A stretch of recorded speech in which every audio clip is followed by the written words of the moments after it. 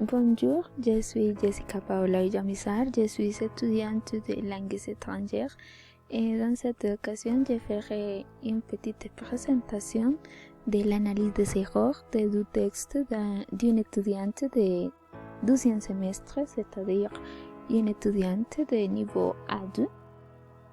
Et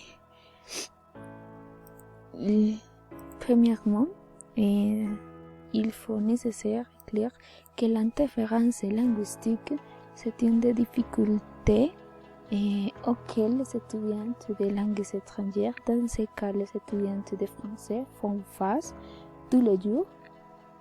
Et cette présentation a pour but d'identifier les erreurs de cette étudiante et de décrire les erreurs, les analyser et trouver les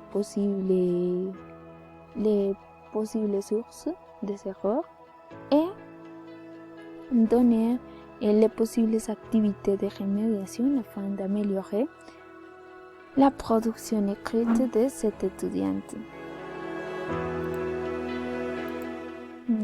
Premièrement, je ferai la présentation du premier texte. La production écrite, c'est une production écrite d'un examen, l'examen de 3e période de cette étudiante, et l'étudiante de niveau A2 qui a compris 240 heures de contact direct avec la langue. Et la consigne, c'est très clair, c'est précis. Et l'étudiant doit répondre un courrier et elle doit répondre à son ami. Son ami l'a fait une invitation.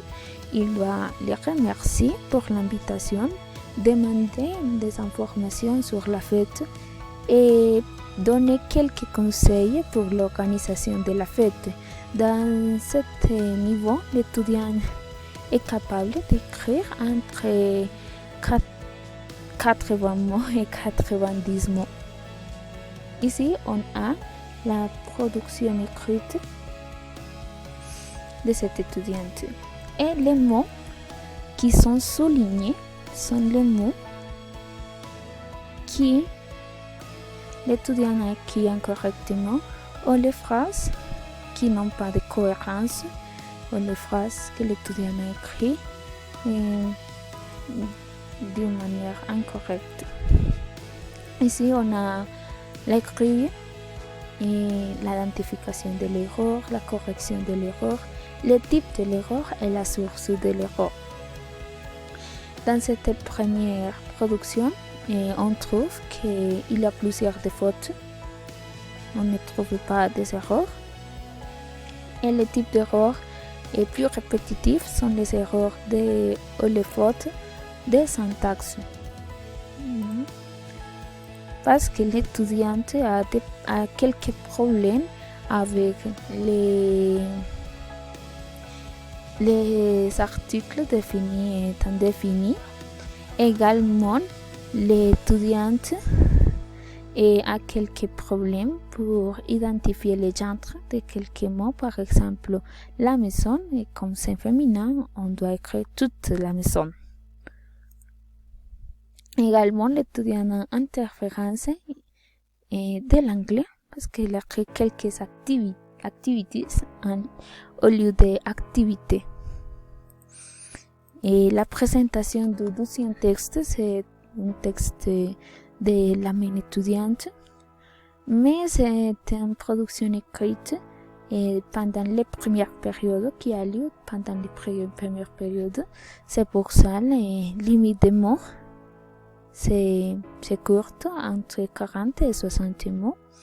Mais quand l'étudiante est fini le semestre, il tiendra 240 heures de contact direct avec la langue.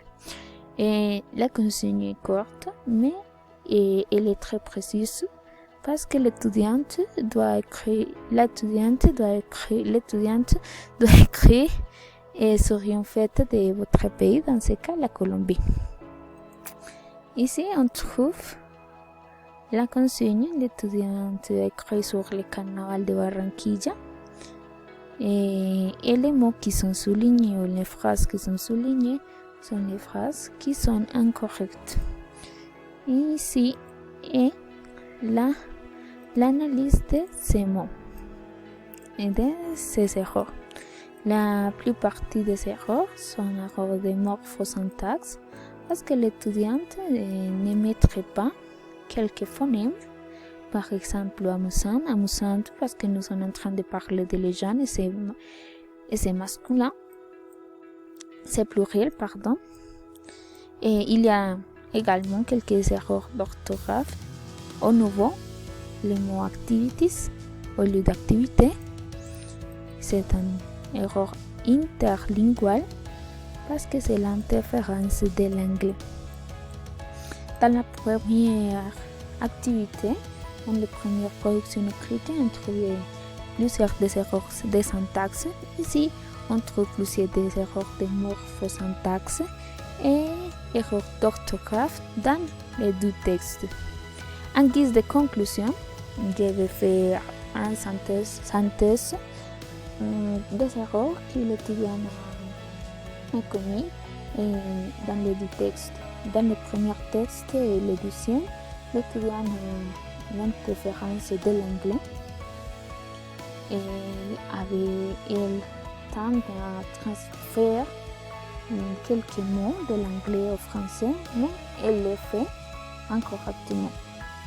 Et il a commis quelques erreurs intralinguales, erreurs spécialement de surgénéralisation, ou l'oubli et de l'application incomplète de la règle. Finalement, comme activité de remédiation, je le conseille à cette étudiante de pratiquer et de chercher des informations sur les articles définis et indéfinis, de chercher les genres de quelques mots qui peut être féminin en espagnol et en français et de mettre en pratique dans de futures productions écrites afin de améliorer ces productions.